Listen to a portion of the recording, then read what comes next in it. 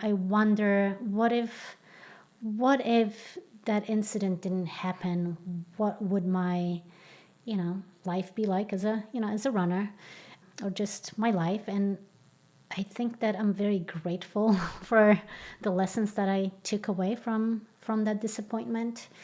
I came back from Beijing just totally just kind of thinking that this is probably it. I should just move on. I was already, in my late 30s when I made the team. So I was already an older athlete making an Olympic team. And that was, it kind of just strips you down to the bare. And I had a lot of reflecting to do in terms of what was next.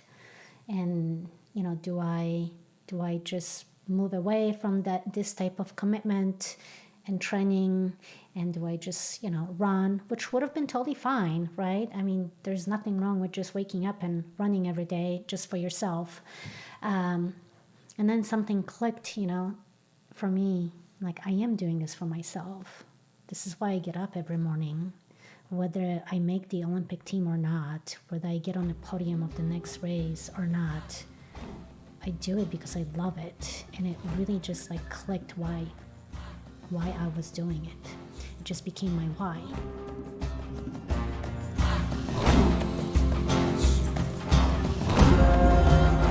Hello, Yogi Triathlete community. Welcome back to the podcast, and thank you so much for being here. I'm Jess, I'm your host, and today BJ and I are coming to you from GU headquarters in Berkeley, California.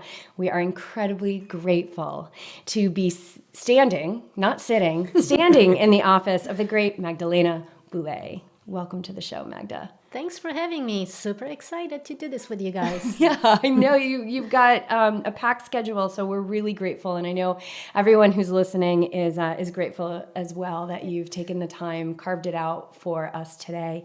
And because you're so busy, we want to just jump right into it. And so who are you? Who are you and how did you get to GU?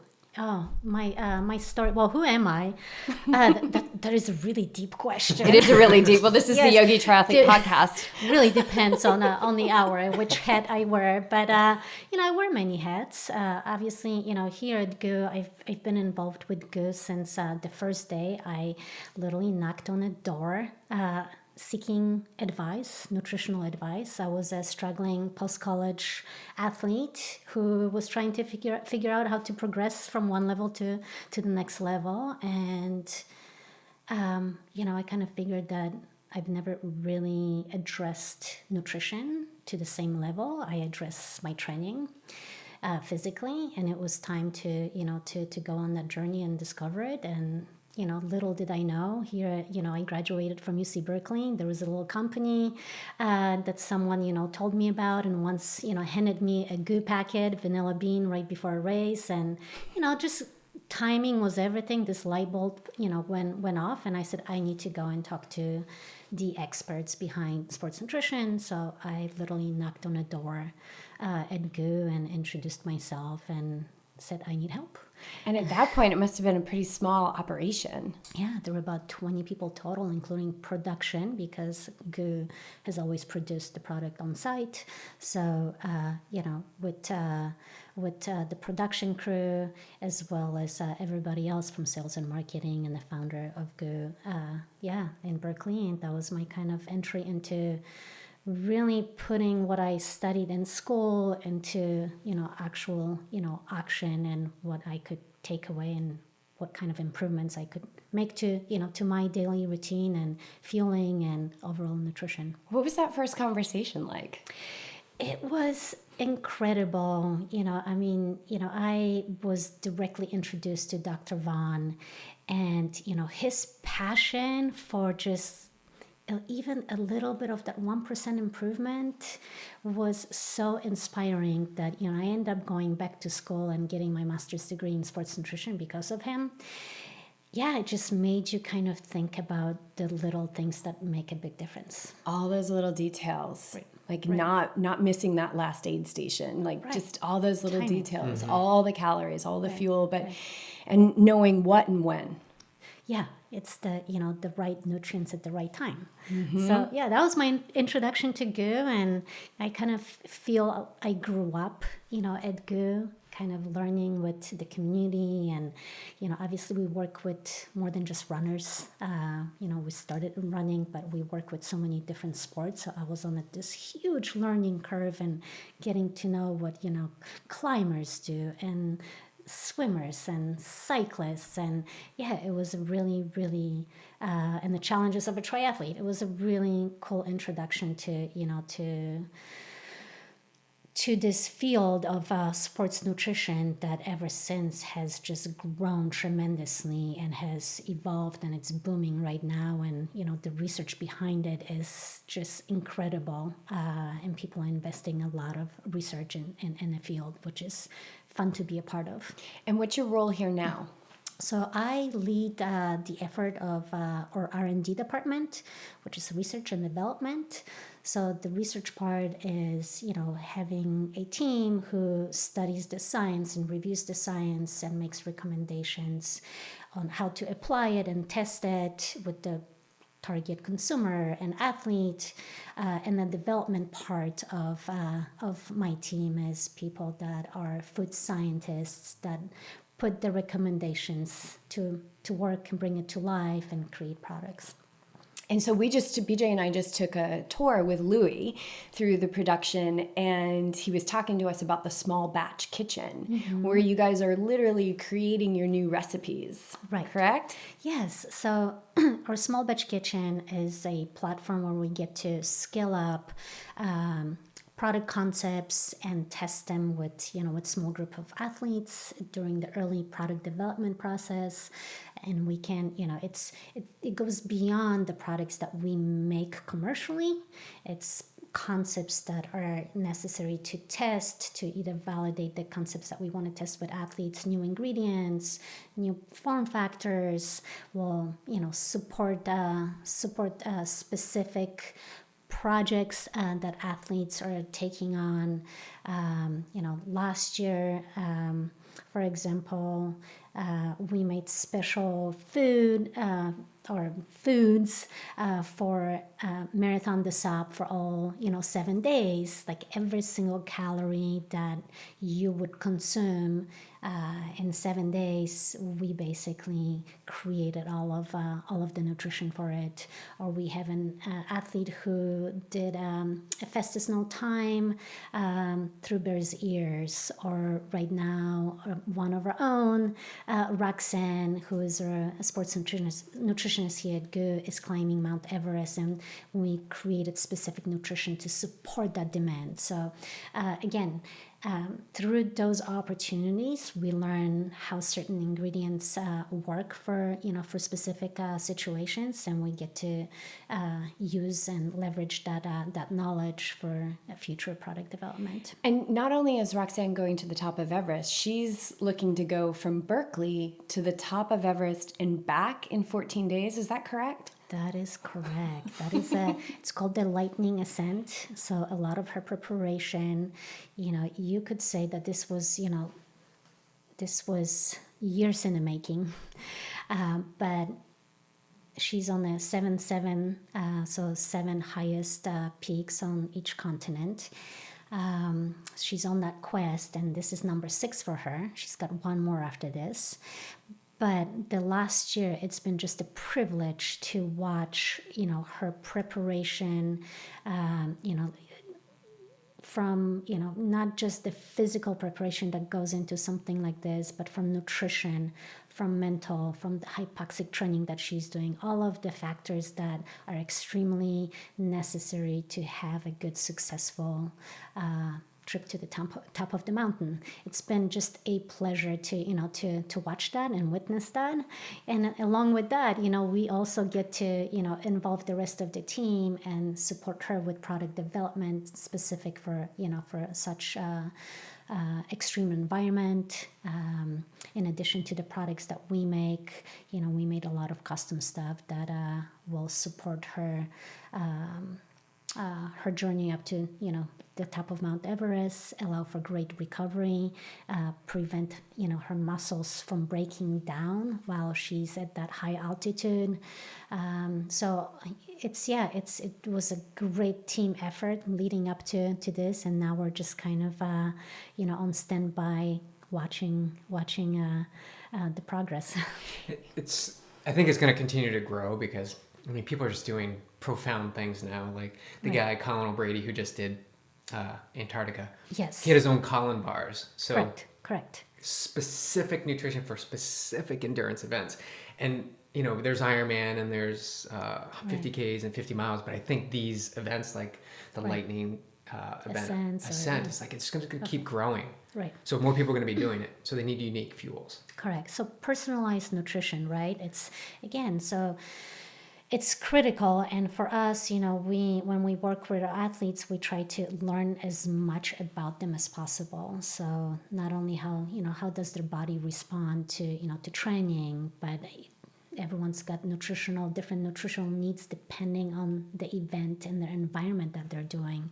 There's a lot of restrictions sometimes with how much you can carry, what you can put in your pack, and temperature, and the accessibility to the food, what form factor it comes in really will depend on how much access you have. And every athlete as well as every event like that can be different, and for us being part of it is a huge opportunity to learn and gain that knowledge and apply it in the future. And like BJ said, I really think that this is something that's going to continue to grow and grow and grow, because as humans, we're never quite satisfied, are we? Right? Like it used to be Ironman, toughest one-day event ever, and now it's, from Berkeley to the top of the world and back in 14 days. Right. And so I love that, because the human spirit is so resilient, because our will is so strong that we can create these projects from inspiration and have companies like GU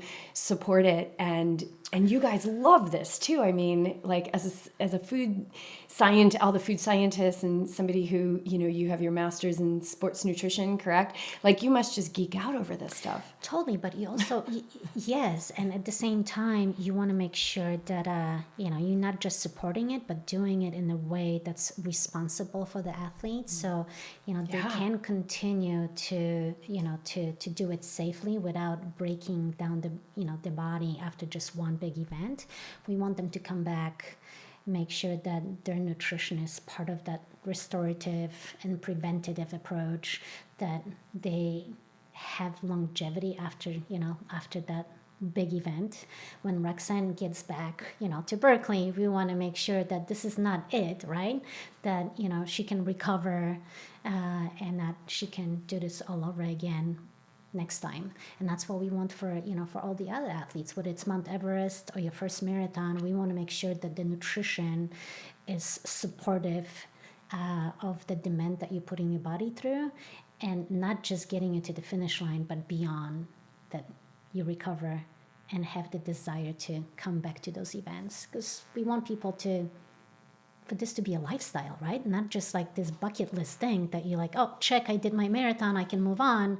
No, we want you in the sport, whatever that sport is, we want you to do it for the rest of your life. And so our interest lies in longevity. Like we want to respect the body by supporting it with the right nutrients at the right time. So what do you see with age groupers or, athletes? Because for longevity, it's got to be what you're eating on a daily basis, correct, what you're eating before the workout, what you're eating during the workout, whether that's a huge project or just a 2-hour workout, and then what you're eating after. And so right, what do you see as really a common mistake that athletes are making? Or opportunity. Yeah. Or opportunity. A common mistake is, I always, try not to be like too strict, but the common mistake is probably like, oh, I run 70 miles a week. I work out 20 hours, a week, whatever it is, whether you run or cycle or swim, you put in your time, right? And you put a lot of hours. Therefore, it gives you the green light to eat all the crappy food there is. biggest mistake. That's so not true, right? Like that phrase of "you are what you eat" is actually true, because the food. Just imagine like how many hours and how many calories throughout the day you eat. You're supposed to eat food, versus the sports nutrition that you fuel with during a 2-hour workout. That ratio of the calories coming from sports nutrition to the rest of your nutrition, your diet, is pretty obvious that we should pay attention to that nutrition. So what we eat outside of sports nutrition is critical. Because it's would you agree with this, that the health of the gut that you bring into race day has so much to do with your success of sports nutrition during that exertion? Yeah. It's the foods, the sports nutrition will only work as well as the rest of the engine is set up to work. So your gut is incredibly important. So the foods that we eat throughout the day will either make your gut resilient and able to to break down certain nutrients really well, and your gut can adapt and be trained to obviously to consume certain sports nutrition, but also it can be enriched by by the foods that you eat outside of sports nutrition, and it will not only allow you to obviously absorb nutrients and break down certain foods during exercise, but it also will affect your brain and your mood and your emotion. The gut is your second brain, so you got to treat it well. I'm glad you mentioned the brain, because it's my understanding that the brain's the biggest source of fuel is carbohydrates. So what's your position on the low carbohydrate athlete? Yeah, I don't want to say that it doesn't work for everyone or it works for everyone. It's really, really individual. And there are certain, as an endurance athlete myself, there are certain workouts that I like to do on no carbs or low carbs or fasted workouts, right? Like the timing on when I strategically include carbohydrates will improve my ability to use certain substrates, depending for what I'm training for, right? So it always starts with, what are you training for? Is it a marathon? Is it an ultra event? Is it a stage race? So depending on, and for the same athlete, that could vary throughout the week, throughout the year, right? I could train for a marathon in the first 3-4 months of the year, and then I can switch to an ultra, and I would probably be a lot more flexible with the way I approach my fueling during training, and do it strategically. So I never say, oh, low carb diets don't work, or you have to be 60%. Because if I don't know the athlete and what they're training for, I can't make that conclusion, right? I can't say that without learning about what they're training for. So it really depends. There is definitely a benefit to doing occasional fasted workouts for ultra endurance or endurance events, and you can shift your metabolism and to get to the point where you can be metabolically flexible, so you can tap into both substrates, is to your advantage. And that can be obviously done through the proper diet and what your diet looks like, through fueling strategically, and obviously, or not fueling on certain workouts, and also not knowing your genetics. You gotta figure out what your baseline is, and then trying to see if you need to make changes or not, depending on what you're training for. And how important is body awareness, as a feedback system? even just listening to knowing that, because we'll do fasted workouts every now and again, but sometimes when I get into the height of my training, it's like that doesn't feel right for me. Like I feel like my body is just always wanting to absorb, and so it doesn't feel as good because those shorter workouts are few and far between. Right. I think that, again, with doing fasted workouts, as a coach, I only prescribe them on really easy days or very easy, sometimes long. You do a progression, right? So you might start with just once a week on an easy day, never doing it on a quality day where you have high intensity or a really hard long session. So always doing it on the easy recovery runs that are or bike rides or swims that are obviously at that kind of zone 1, zone 2, low heart rate, where I can have a conversation, and then building up, maybe from a 30 to 45 minute session to an hour session to eventually working your way up where you can actually do a 2-hour session that's easy again, not high intensity, fasted. Yeah, and paying attention and noticing and knowing, because your body's giving you feedback all the time, right? So just noticing how your individual body is working. Like when does that hunger come in? When, and watching that. Correct. And also, when we say fasted, it doesn't mean that you can't stay hydrated. It doesn't mean that you can't have electrolytes. It doesn't mean that you can't have, branched amino acids to prevent, that muscle breakdown. It's strategically applying the carbs. So there's also other nutrients that you can have during those fasted sessions that will not shift your metabolism towards, burning carbs and still allow you to, to utilize your fat, but not have that cognitive impairment that sometimes happens. Yeah. So you're still nourishing the body, and again, it's about longevity, right? Right. So doing it too frequently, doing it, on days that you might have a hard session, you're putting yourself at risk for injury, for never replenishing those stores, especially if you train consecutively.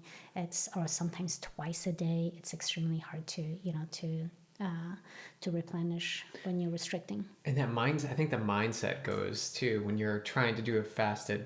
Because I've tried this fasted and then do a hard treadmill session, and then you come up and you're like all energized because you just you went, but then you get that depletion. You just feel that mental breakdown, and if you don't fuel up right away, because that first meal you have in a fasted state should be a real quality, nutrient dense meal, right? Not a hamburger or fast food, which most people do.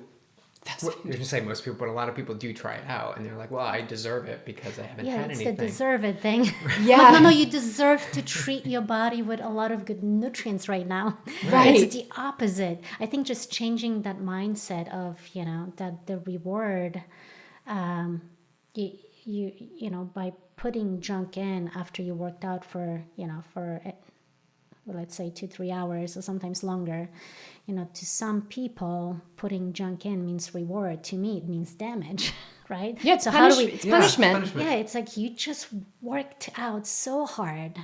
You took 2 steps forward towards making yourself a better you, and now you just ruined that by, putting junk in your body. Yeah, that's that space. That's that mindset space. They have that choice. It's like. And we talk about it when you begin to slow things down, whether it's a meditation practice or yoga or just being mindful. Yeah. Your space grows bigger, so you can get into that gap and be like, well, is this actually the thing that is going to help me move towards a faster race? Well, you think about like what exercise, a hard session does to your body, but it's under a lot of stress, right? So during stressful moment, we don't always make great choices. So my number one rule is when I finished, a hard session, never go grocery shopping because because I either end up with way too much stuff even stuff that is really good. Like, what was I thinking?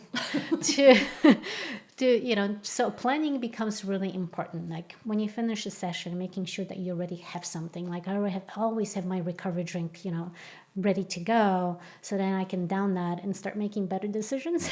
Right after that, even feed the brain, mind, feed the body, and then you can, like BJ said, you can be in that gap and you can make good quality decisions. And we're all in our 40s, right? So it's a lot easier. I think when I was in my 20s and 30s, it was like go hammer it hard and then go to the brew place across the street, hammer some beers and French fries. And now I'm like, I wouldn't think about that at all, because I'm like, this is a temple. So I always have a green juice, after a race, I'll put that down first and take the BCAAs afterwards and start getting the body recovered, because I want this thing to be moving in 40 years. Right. Yeah. You want to make sure that you get up the next morning and you can actually enjoy, what you love doing versus hurting, right? You're right. In the 20s, you're a lot more resilient. And as someone who is in their 40s as well, I've in the last, 10 years, in a decade, I've definitely have made some conscious decisions about recovery and how critical recovery is. And, it really, comes down to treating yourself with respect. Because if you do want to do this 40, 50 years from now, and I do, very much so as well, it's worth investing and planning a little bit and making good choices. And it's going to take time, I think, to really change that mindset of a lot of athletes, where you shouldn't feel bad by making that good choice. Like the worst thing is people making you feel bad because you went for the nutritious food versus the junk food. Right. Like, no, you don't understand. Get a new group of friends. Yeah. I so want to be doing this, 50 years from now. Yeah. And I want to not just do it, but actually feel good doing it, right? So that's the difference about just, longevity is not about just being there 50 years from now and still doing it. It's about feeling good doing it in a healthful way. Yes, living in a way that feels good, where you're still excited to get up and everything's mobile. So speaking of longevity, let's shift it a little bit to actual physical training, right? Because that's obviously a huge part of this. Now, you trained with Jack Daniels, was your coach for a long time, like a decade, right? Mm-hmm. And he's a legend. He's a legend. Yeah, he's my hero. When I think of people that I physically, every time I see him, I can still go on a run with him. He's got his own little formula of what works, but he's 86. Just talked to him on the phone a couple of days ago, and he can still do his run walk, and he looks good doing it. Like his mechanics, his form, and when I think of him, I'm like, wow, he's the person in my life that has installed the kind of passion and love for the sport in a very unique way. It was never get your results at any cost. It was, how do you develop your body for the long run, for the long haul, so you can do this, when you used to say when you're my age. It's that progression where you're respecting that developmental process versus too much too soon, breaking down, and eventually walking away from the sport because you're so broken down. So it sounds like you're talking about patience. Patience, yes. And sometimes you have to slow down to go fast or to go further.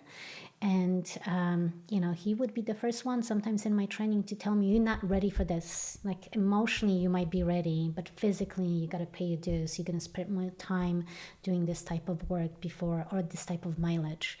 I was really eager to improve quick. And he would always put the brakes on. And he's like, no, you need to slow down a little bit. There's no reason to do this much this soon, you'll get there, your body will be ready.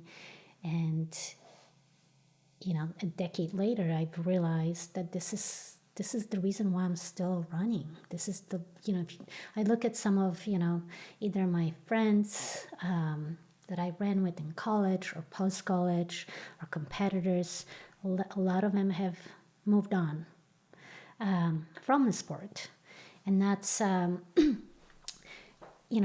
one of the reasons why I entered trail running and ultra running, after my road days was, well, because I knew that I wasn't done yet, with running, that I had that mentality of, doing it for the rest of my life, because of the lessons I've learned from Jack Daniels, because of, understanding how important nutrition is and fueling me, and that it can be done in a way that is responsible and it supports that longevity goal. And that you don't have to feel deprived. Yeah. Right? Oh, So no. it's, Yeah. I don't feel deprived at all when I slam down my recovery drink in the car, on the way to go grab a smoothie. I don't feel deprived at all. It's just, it's like the better it gets, the better it gets. So you're putting good fuel in your body's going to feel good. And as humans, like we're literally hardwired to be comfortable and to feel good. Right. So if we just kind of make that first choice and keep some momentum, and we're going to continue to make those choices that feel good. Like there's no other way for us now. Or you think of like how we as endurance athletes improve is like consistency, right? You stay consistent and patient, you put in the work. And I think that, we're kind of just hinting on like, there's no shortcuts, right? You gotta eat the right things at the right time so you feel good, so you can get up the next morning and do it all over again, a week after week, a month after month, a year after year. And that's how you get better as an endurance athlete, is putting those blocks and years together, consistent without huge breakdowns, whether it's injuries or just, emotionally being burnt out and having to walk away for a year or two. But it's building that consistency, throughout years. And that's how we get better. What can you say about your relationship with Jack as far as being with him for so long as a coach? Because what we experience, people jumping around and, maybe this is the next big thing or this is the next thing. What do you think is a good formula or a mindset to have that kept you so engaged for that long with one coach? Yeah, that's a really good question. I think that I've thought about it many different times, that there were different opportunities throughout the years for me to join maybe different groups and train with people, and at the end I think Jack was just the right fit for me. He just personality wise, he was a scientist. Mm-hmm. I really enjoyed knowing the why behind each workout. To him, he was able to articulate the vision to me, what it could look like down the years. And it really, was up to me to buy into the system and stick with it. Was that hard for you? It wasn't. Okay. I mean, he was, Jack is not this like rah, inspirational, just, like a motivator, but he's got incredible stories, and he is, you just sense that passion of, just like Dr. Vaughan, like with nutrition. Those are two men in my life that just made a tremendous impact on, why I love, science, nutrition, as well as, coaching. And there was, I think what they have in common is that passion for what they do. And that was just contagious. And, I always wanted to get to the next level so I can learn a little bit more when I was ready.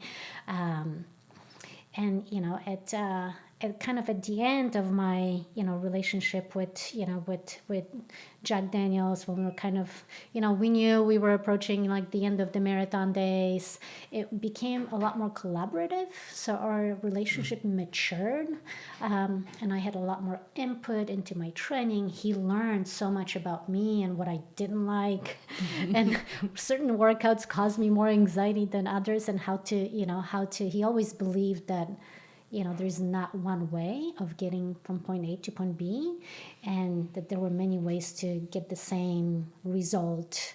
If so, yeah, he was creative. He was creative, and every year was not the same. I think that after 10 years, he was still able to put a twist on my schedule. I'm like, whoa, where did this come from? You want me to? I've never done this before. So. But it was also nice to have, some of the, piece of predictability too, that I knew that from year to year, there were certain workouts that we always had in the plan that I could, look back, say, you know what, I remember when I couldn't do this.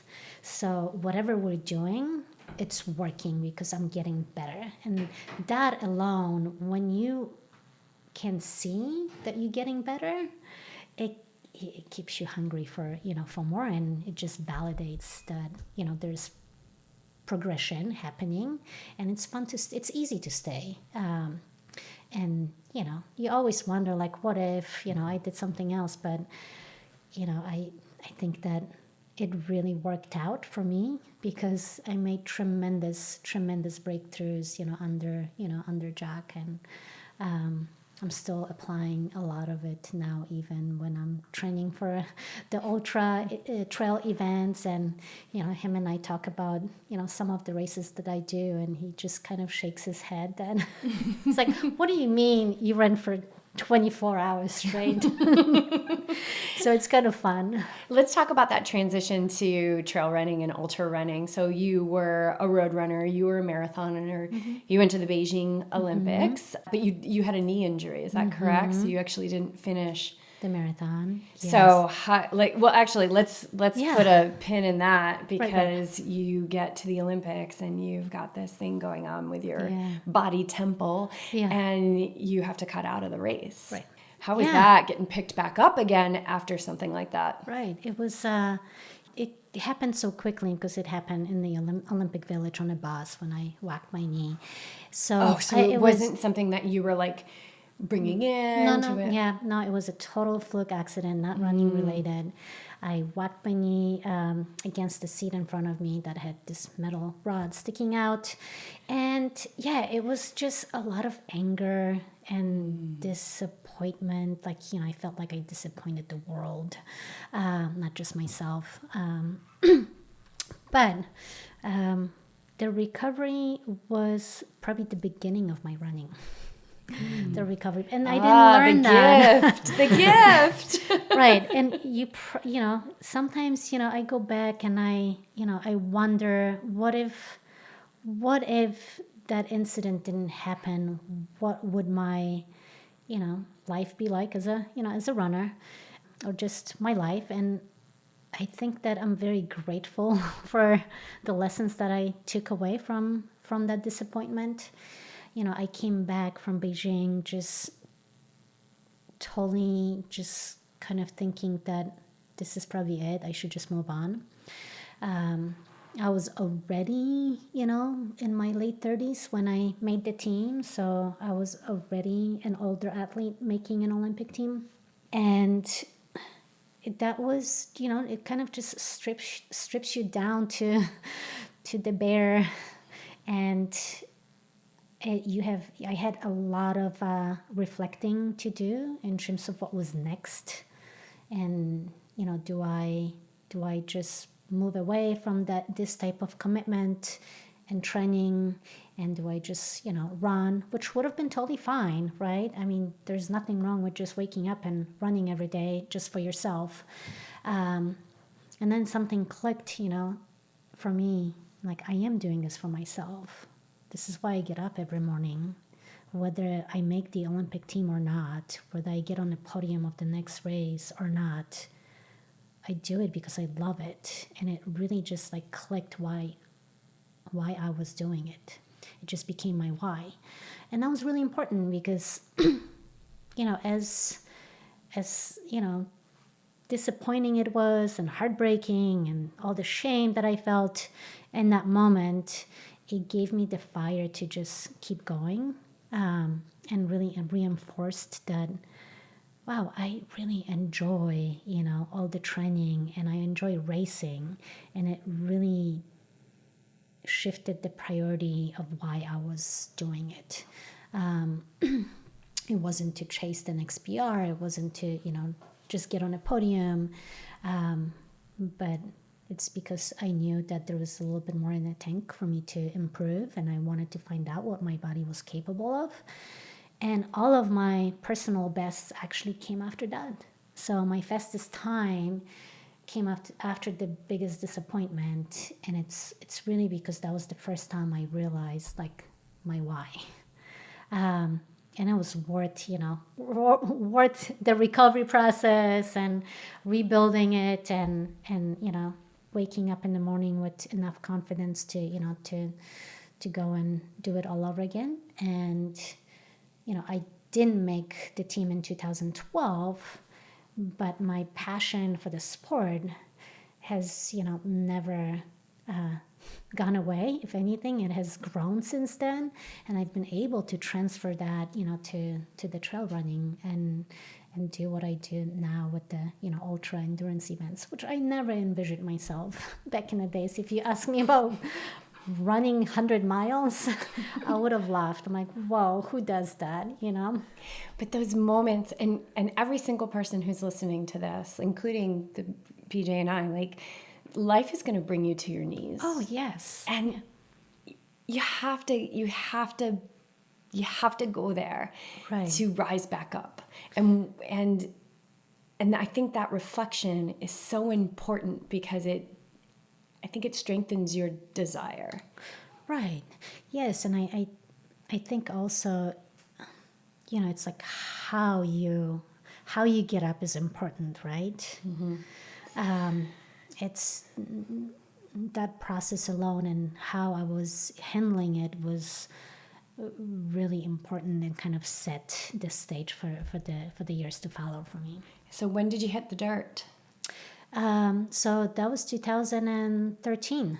Yeah. So it's been now, how many years is that? 6 years. What's 19 minus? It's like, what day is it? It's been 6 years, and it's been an incredible journey. And for me, I think I got, after a decade of just mastering the marathon, it's not that I didn't like it, but I was, kind of just getting to the point where I needed another stimulus, to get really fired up about. And I also needed to be on a new learning curve. I think that was really important to me. Like, am I learning something new? And, showing up to my first half marathon trail ultra, I quickly found out that there's a lot I can learn. It's like a totally different sport. I totally underestimated. It's like back in the days, we didn't really have like Instagram to see like what these trail races look like. And you would look at the times of people, running, like, oh, they're running like, 12-minute pace. Like, to me, I was like, wow, that's like, I think I could walk that fast, till you show up at a race. And it was just an eye-opener for me when, I'm trying to run and suddenly I'm like being forced to walk. And there are people that are walking next to me and passing me because they know actually how to power hike. Mm-hmm. So it was a totally humbling experience, but at the same time, instead of being like devastated, I said, yep, there it is. There's something I can get better There's at. the learning curve. There's the learning curve. And, even 6 years later, I have not mastered how to be fearless on downhills, on technical downhills. So there's plenty to learn. You just got to be willing. What fires you up about running the ultra? So I don't know what your favorite distance is. Yeah. What is it about that fires you up? I think that, my background, just my approach in road racing was simplicity. That was my kind of, how do I make it as simple as possible? Kind of minimalist. Less was more in marathons for me in terms of just like the whole picture and preparation. And I didn't want it to make it too complex. And then I got into, ultras and kind of the logistics of even showing up to a race. As a triathlete, you can probably relate to this. There's a lot going on. There's gear, there's nutrition, there's aid stations. After a decade of marathon running, my formula was just so dialed in. And suddenly it's all upside down, and every course is different, and aid stations at different places. And now you have to think about whether you have a handheld or a vest. And when you get to see your crew, no race is the same, and an environment plays such a big role. So there's a lot of unknowns, and that is what's so exciting, because you get to problem solve. So like every race, I'm like, well, I can't just apply what I did last year because this is a completely new year. There are certain things that you take away that are stable, but there's always something being thrown at you, something that you can control or that you can solve. And that is, I think, the problem solving is what's really attractive. And I never knew until I really, probably like 3 years into the ultra endurance training, that I will embrace it. I think I was very resistant to the complexity, because I've always wanted to make things really simple, because that means, the more simple you make it, the more control you have. But I started to really embrace the adversity of and complexity of what ultra training has to offer and racing. It's fun to problem solve, and you can plan a lot of that stuff, but you still have to problem solve on site during the race because things change. Right. I mean, there's very little certainty when it comes to, especially, I haven't run 100 yet, but especially when you're talking about that kind of distance. And now you're out in nature, and I'm just like having this memory of hearing about how, I think it was Jim Walmsley at Western States last year, had to wait for bears to cross the trail. Right. Or you show up to a race and it's 80 degrees, and then within 2 days it's snowing because you're in high country, right? So suddenly, you have to be flexible and adaptable. And I think that years and years of training and racing for me, really now I get to draw from that experience and apply it in ultra running, which is kind of exciting, and it keeps things interesting for me. And you're always going to be problem solving out there. Right. That's what life is about, right? Right. And I think the mastery is found in that. I think the mastery is found in the flexibility. Right. Because can we ever say, can you ever master 100 miles? Because it's always going to be different, even if it's the same course. Right. Because it's you up against Mother Nature, and I'll tell you, she knows a lot more than we do. She's got her own plan. She dictates. Yeah, she can shake us off anytime she wants. Right. So in ramping this up, you have a full-time job here. You are a mom. You are a wife, and you're an athlete, a very relevant athlete out there. How, to you, right? The very overused question, but I always like to ask it because I like perspective, is the balance. Right. And does it ever get, are you ever like, I just want to watch a movie. Sleep in. Oh yeah, totally. Get in my sweats and watch a movie. Absolutely. All the time. Not going to lie. I dream sometimes of one day I'm going to go on vacation and do nothing, which is so unrealistic because I probably would hate it. Right, exactly, right? But I do dream of that. It's like, I'm going to sleep in till 10. I couldn't even sleep in till 10 if I wanted to. But I think that, there's no secret to to the formula of, trying to do it all. And sometimes I feel like I do too much, and I really appreciate kind of that downtime that's really necessary for all of us. And I need to be reminded that that's really important. But I don't think I can do any of it without my supporting family, who also, sees running as a lifestyle. I think I'm really lucky that it's not a burden on my family, that we all enjoy going to events. And, my son is just getting into running, so now I get to go to his events, it's I think that the secret itself, if you want to call it a secret, has been building the lifestyle that we have, right?